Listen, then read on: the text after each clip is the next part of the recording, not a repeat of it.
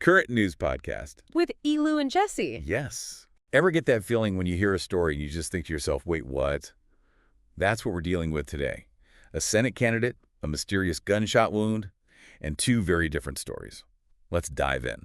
We're taking a closer look at Tim Sheehy, former Navy SEAL, Purple Heart recipient. The guy's definitely got an impressive background. And now he's running for Senate in Montana, a race that could actually tip the balance of power in D.C. High stakes. Totally. But there's a catch. Sheehy has this bullet still lodged in his arm, and the story behind it, well, let's just say it's taken a bit of a turn. So rewind back to 2015. Sheehy claims it was a hiking accident. Picture this. You're in Glacier National Park. Beautiful scenery, right? You're packing up after a nice hike, reloading your car, and then bam, you accidentally shoot yourself. With a Colt .45 revolver, no less. Yeah. And that's exactly what Sheehy claimed happened. He even cooperated with a park ranger, paid a $500 fine, the whole 9 yards. What's really striking is just how detailed that initial account was. I mean, it wasn't just a casual oops moment, you know. Sheehy actually gave the park ranger a handwritten statement laying out the whole incident, and that ranger's report, officially filed under penalty of perjury, backing up Sheehy's story. It seemed pretty straightforward at the time. Right, like open and shut, case closed.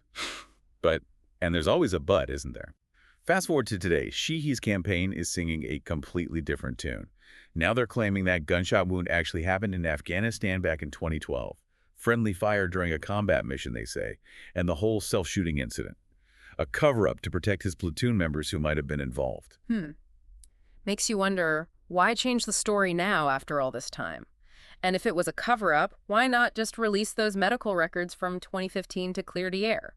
Right, that's the million-dollar question, isn't it? If Sheehy's really trying to set the record straight, those 2015 medical records would be, well, pretty important evidence to have. Absolutely. But it seems like those records are harder to come by than a winning lottery ticket. It's been tricky. Sheehy's campaign's been really hesitant to release the full medical records. The Washington Post did manage to get a single X-ray, though they weren't allowed to actually publish it. Ah, okay, so a sneak peek, but not the full picture. What did the experts who actually saw this X-ray have to say? Did it clear anything up? Well, they said it likely shows a bullet, which isn't really a surprise considering what we already know. But, and this is important, an X-ray can't tell you when an injury happened, or even exactly how. It's just a snapshot in time, not a time machine, unfortunately.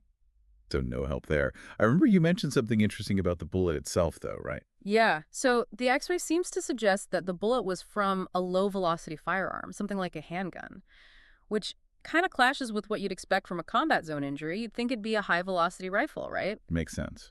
So yeah, it just adds another layer of, let's say, curiosity to the whole friendly fire story. Okay, so we've got a single X-ray that's raising more questions than it answers, no sign of the full medical records. What about other clues? What about people who might have been around during that whole hiking incident back in 2015? Did anyone come forward? As far as we know, no new witnesses have come forward to back up Sheehy's story.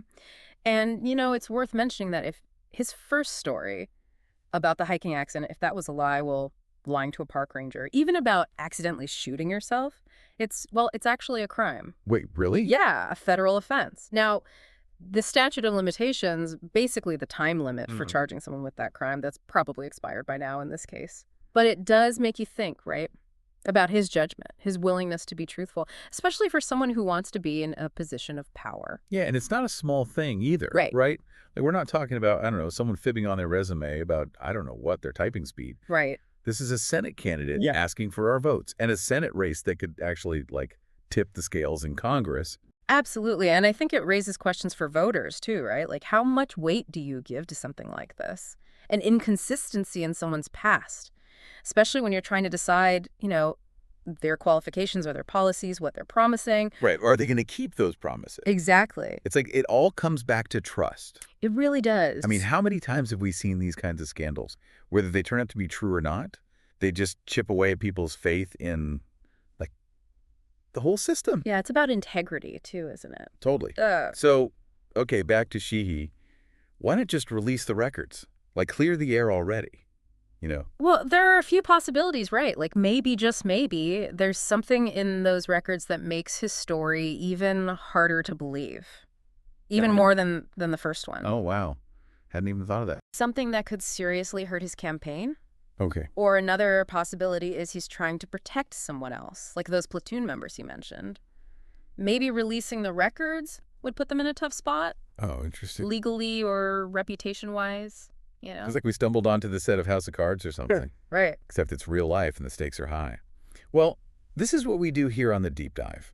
We dig into these stories that seem kind of small at first and realize there's often way more to them. It's a good reminder for all of us to think critically about what we hear, especially when it comes to, people in power. Do your research, ask questions, and don't be afraid to demand some transparency, because ultimately, we're the ones who decide who to trust with that power. Turn the dial to the daily news. Turn the dial to the daily news. Turn the dial to the daily news. Bringing voices, headlines, and shoes. You turn the dial to the daily news.